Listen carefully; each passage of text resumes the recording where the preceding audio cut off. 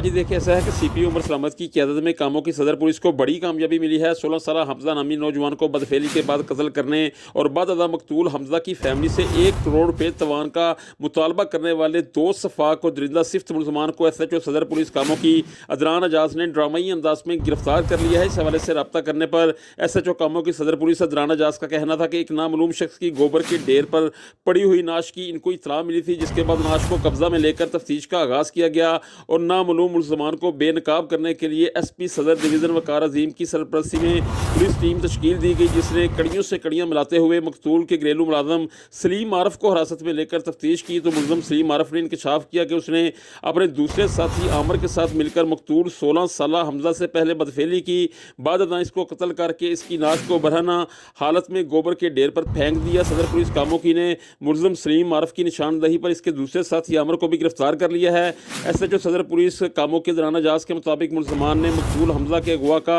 Drama भी रचाया और मकतूल की फैमिली से 1 करोड़ रुपये तवान भी मांगा। बिलाशुबा और बिला मुबारका ये बड़ी कामयाबी है जो सदर पुलिस कामों की ने हासिल की है और एक इंतहाई पेचीदा अंधे कत्ल के केस को अपनी पेशा वराना महारत, तजर्बा और जदीद टेक्नोलॉजी के इस्तेमाल से मनतकी अंजाम तक पहुँचा दिया है, जिस पर मकतूल के वर्सा कामों की के अवामी समाजी शहरी हलकों ने CP उमर सलामत, SP सदर डिवीज़न वकार अजीम और SHO अदरान एजाज को भरपूर खराज तहसीन पेश किया है। जी।